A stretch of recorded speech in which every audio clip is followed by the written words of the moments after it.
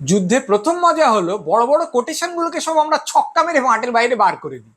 এই যে যুগ যুগ ধরে মনীষীরা বলে গেলেন, ওরে হিংসা করিসনি, হিংস্রতা খারাপ, নিষ্ঠুরতা নৃশংসতা খারাপ, হত্যা করা খারাপ, রক্তপাত ঘটানো খারাপ, ক্রমাগত অন্যের ক্ষতি চেয়ে যাওয়ার মধ্যে একটা ইতরতা আছে, সেগুলোকে আমরা কোনো তোয়াক্কাই করি না।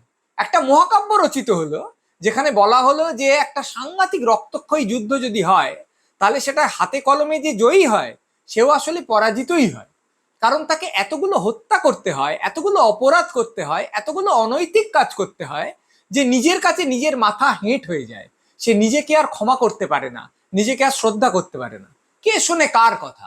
আমরা ক্রমাগত প্রমাণ করেছি এবং করছি যে হিংসাই আমাদের পৃথিবীর ইতিহাসকে নির্ধারণ করে এবং নিয়ন্ত্রণ করে। হিংসা ঠিক করে দেবে যে কোন ম্যাপটা কিরকম দেখতে হবে, কটা লোক বাঁচবে, কটা লোক মরবে, আর যারা বাঁচবে তারা কিভাবে বাঁচবে। এই ইসরায়েল গাজায় খাবার ঢোকা বন্ধ করে দিয়েছে, পানীয় জল ঢোকা বন্ধ করে দিয়েছে, প্রয়োজনীয় ওষুধ ঢোকা বন্ধ করে দিয়েছে। মানে যার হার্টের অসুখ আছে বা অন্যান্য কোনো জটিল অসুখ আছে, শুধু ওষুধ না পেয়ে মরে যাবে, তাকে বোম ফেলে মারতে হবে না। তাই যুদ্ধ প্রমাণ করে কতগুলো চক্করে কত রকম ভাবে মানুষ মানুষকে মারতে পারে। আসল কোটেশন হলো হিংসায় উন্মত্ত পৃথ্বী, হিংসাই আমাদের ভিত্তি, হিংসাত্মক আমাদের কীর্তি এবং ফুর্তি। আর মজা হচ্ছে সাধারণ মানুষের। সাধারণ মানুষ মূলগতভাবে সাম্প্রদায়িক। প্রায় প্রত্যেকটা সাধারণ মানুষ, অন্তত বেশিরভাগ তো বটেই, মনে করে যে ওই ওই ধর্মাবলম্বীগুলো সব খারাপ, আমার চেয়ে নিচু। ওই রকম খাদ্যাভ্যাস যাদের আছে আমার চেয়ে নিচু, ওই রকম পোশাক যারা পরে আমার চেয়ে নিচু, বা মেয়েরা নিচু, ছেলেরা ভালো, দলিতরা নিচু, উচ্চবর্ণের লোকরা ভালো, সমকামীরা নিচু, বিষমকামীরা ভালো। কিন্তু যখন সে প্রকাশ্যে এইগুলোকে আছড়াতে যায়, তখন মাঝে মাঝে ঔচিত্যবোধের ছিটকি নিয়ে এসে তাকে একটু ঝামেলায় ফেলে দেয়। মানে অনেক লোক বলে, কি এসব কি বলছেন সান্নালদা, এ কি বলছেন সাহা কাকু, ও কি বলছেন নন্দী মশাই, এটা তো একটা সাম্প্রদায়িক কথা, এটা তো একটা নীচ কথা, এই রকম ঘৃণাবাচক কথা আপনি বলবেন না। তখন সে একটু সামলে শুনলে চলে। কিন্তু যেই যুদ্ধ হয়, তখন এই যে দেশপ্রেমের স্রোত আসতে শুরু করে, তাতে এই প্রকাণ্ড ঘৃণাগুলো, এই সাম্প্রদায়িকতাগুলো কোথাও একটা মাথার পেছনে রাংতার গোল্লা একরকম জ্যোতি ছেঁটে নিতে থাকে।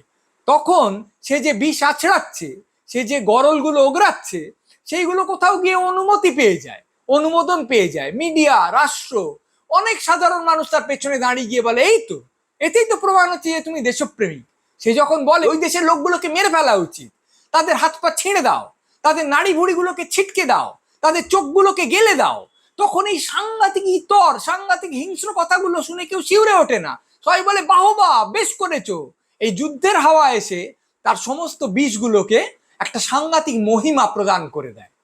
একটা কথা আছে যে সাধারণ মানুষ কখনো বিভেদ চায় না, বিচ্ছেদ চায় না, বিদ্বেষ চায় না। সাধারণ মানুষ মিলেমিশে বাঁচতে চায়, সে একে অন্যের উৎসবে সামিল হতে চায়, একটা ভাই ভাই বোন বোন ভাব বজায় রেখে চলতে চায়।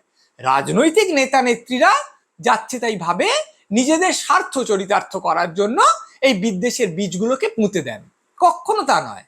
সাধারণ মানুষ যে কতখানি হিংসা চায়, সাধারণ মানুষ যে অন্য লোকের কতখানি ক্ষতি চায়, তাকে থেতলে যেতে দেখতে চায়, সেটা এই যুদ্ধ এসে আমাদের সামনে প্রমাণ করে। একটা কথা আছে যে সুখ কাকে বলে, প্রতিবেশীর বাড়িতে আগুন লাগলে আমার মনে যে অনুভূতি হয় তাই হচ্ছে সুখ। এই কথাটা যুদ্ধের সময় একেবারে নগ্ন প্রকট ভাবে উন্মোচিত হয়ে যায়। তখন আমরা বুঝতে পারি যে মানুষ এমনিতে কতখানি হীন। পুঞ্চে একজন মানুষের বাড়ি ভেঙে গেছে, তিনি বলেছেন যে যারা দূর থেকে যুদ্ধ হোক, যুদ্ধ লাগাও বলে নাচছেন, তাদের দেখা উচিত যে একটা বাড়ি ভেঙে গেলে, সম্পত্তি হানি হলে কতখানি কষ্ট হয়। তারা কি সেটা বোঝেন? সত্যি তাই, একথা বলা উচিত নয়। কিন্তু আজকে আমরা পাকিস্তানের সঙ্গে যুদ্ধে নাচছি কারণ কোথাও আমাদের ধারণা আছে সামরিকভাবে পাকিস্তান আমাদের চেয়ে দুর্বল, তাই আমাদের কোনো ক্ষতি হবে না, যা ক্ষতি হবার পাকিস্তানি সাধারণ মানুষের হবে। আর তাই সেই সাধারণ মানুষকে আমরা কোনো রকম মর্যাদা দেব না। তারা যদি মরেন তাহলে মরুন, কিন্তু যদি কোনোদিন ঈশ্বর না করুন আমাদের সঙ্গে এমন কোনো শক্তির লড়াই হয় যে সামরিকভাবে আমাদের চেয়ে অনেকটা উন্নত, তখন যখন আমাদের বাড়ি ভেঙে যাবে, আমাদের প্রিয়জন আমাদের সামনে হয়তো মারা যাবে, হয়তো আমাদের হাত পা ছিটকে যাবে, তখন কি আমরা যুদ্ধ বলতে এইরকম একটা প্রকাণ্ড উল্লাস উদযাপন করতে পারবো? তখন কি যুদ্ধকে আমাদের আইপিএল এর চেয়ে সামান্য উন্নত একটা খেলা বলে মনে হবে? এটা কিন্তু ভেবে দেখার দরকার। আরো ভেবে দেখার দরকার, শুধুমাত্র আমার ক্ষতি হলে আমি বুঝবো যে ক্ষতি হওয়া কত খারাপ, আর অন্যের ক্ষতি হলে তা বুঝবো না, তাহলে কি আমি মানুষ? হ্যাঁ, উগ্রপন্থী মরে গেলে নিশ্চয়ই আমার উল্লাস হবে, উগ্রপন্থীরা খারাপ কাজ করেছে, শাস্তি পেল। কিন্তু উগ্রপন্থীর আত্মীয় যদি মরে যায়, তার বোন যদি মরে যায়, তার সন্তান যদি মরে যায়, তার বাবা যদি মরে যায়, আমি উল্লসিত হব কেন?